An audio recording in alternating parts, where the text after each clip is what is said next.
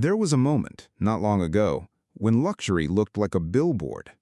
Interlocking G's on handbags, giant LV monograms on luggage, a Burberry plaid that said, "I paid for this and I want you to know it." Then something shifted. The wealthiest people in the room started showing up in plain cashmere, unbranded linen shirts, watches that didn't announce themselves. And they looked, by most standards, almost boring. Here's what nobody talks about. That wasn't an accident. And it wasn't humility. It was a more sophisticated form of status signaling than anything a logo could ever communicate. To understand why logos faded, you have to understand why they exploded in the first place. The 1980s and 1990s were the golden age of visible luxury. LVMH, Gucci, Burberry, and Louis Vuitton built multi-billion-dollar empires on one core insight. People don't just want expensive things. They want other people to see that they have expensive things. This worked because luxury goods had entered mass awareness, but not mass access. A Louis Vuitton bag was aspirational. It communicated arrival. It said, "I crossed the line." And status symbols work best when the audience can read them. For a generation of newly wealthy consumers, in the US, in Japan, in Russia, in China, logos were the universal language of success. Clear, legible, and internationally recognized. The luxury industry wasn't just selling products, it was selling a translation service. This person has made it, rendered visible regardless of context. But markets move. And when enough people can access the signal loses its meaning.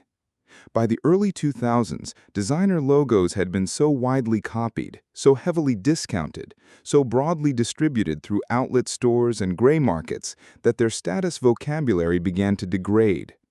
When a fake Louis Vuitton monogram bag was indistinguishable to most observers from the real one, the status information it carried collapsed. The signal had noise. At the same time, a different group was quietly evolving its own visual language, one that logos couldn't replicate and counterfeits couldn't touch. Old money, inherited wealth, people who had been inside the room for so long that they had no interest in announcing the door. Their signal was absence, the absence of logos, the absence of performance, the absence of effort. Here's the core mechanism, and it's worth slowing down for. Status signals exist on a spectrum. At one end, you have signals designed to be read by everyone, broad, loud, legible. At the other end, you have signals designed to be read only by insiders, subtle, coded, exclusive. When your status feels insecure, you broadcast broadly. You want the widest possible audience to receive the message. When your status feels secure, you narrow the channel. You only need recognition from the people whose opinion already matters. This is what sociologists call positional consumption, using goods and aesthetics to communicate rank. The interesting part is that as groups become more sophisticated, the signals get quieter and more technical.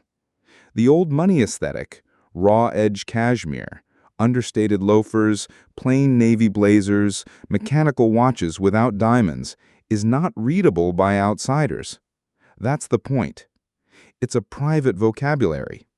A $12 t-shirt from a mass retailer and a $400 cotton t-shirt from a heritage brand can look nearly identical in a photograph. But in the right room, one communicates something the other cannot. In the 2020s, this insider aesthetic went public, and then something interesting happened. Quiet luxury entered the mainstream vocabulary. Suddenly, fashion editors, TikTok creators, and shopping guides were explaining what to buy to look old money. The Succession wardrobe became a visual reference point. Brands like Loro Piana, Brunello Cucinelli, and The Row were named. But here's the paradox. The moment a private vocabulary becomes a public trend, it loses some of its exclusivity function. The wealthiest consumers responded by moving one layer deeper. bespoke tailoring over off-the-rack, craft over brand, provenance over prestige. The cycle is self-reinforcing. Luxury filters upward. What was once exclusive becomes aspirational, then accessible, then abandoned by those who started it. This is not about snobbery for its own sake. It's about information theory. The more widely a signal is broadcast, the less information it carries about the sender.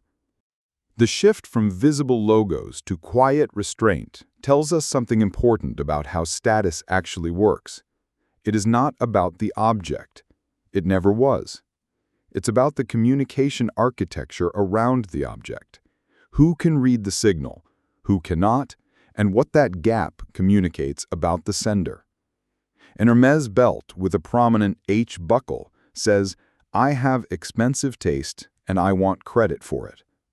A cashmere sweater from a heritage Italian mill with no external branding says, "I know where to shop. I've always known, and I don't need your validation." The second message is more powerful in the rooms where it matters, because it requires the audience to do the work of recognition. And that effort is part of what the signal conveys. The logo era was never really about logos. It was about a newly wealthy world finding a shared language for status. The quiet luxury era is not really about restraint. It's about a different audience, a different vocabulary, and a different kind of status claim. The object is expensive. The signal is priceless. And the most advanced status symbol of all is this: not caring whether most people notice. If you want to understand the hidden rules behind wealth, taste, and power, this channel was built for exactly that. Subscribe to Status Theory. Every episode, we decode one more layer of the game.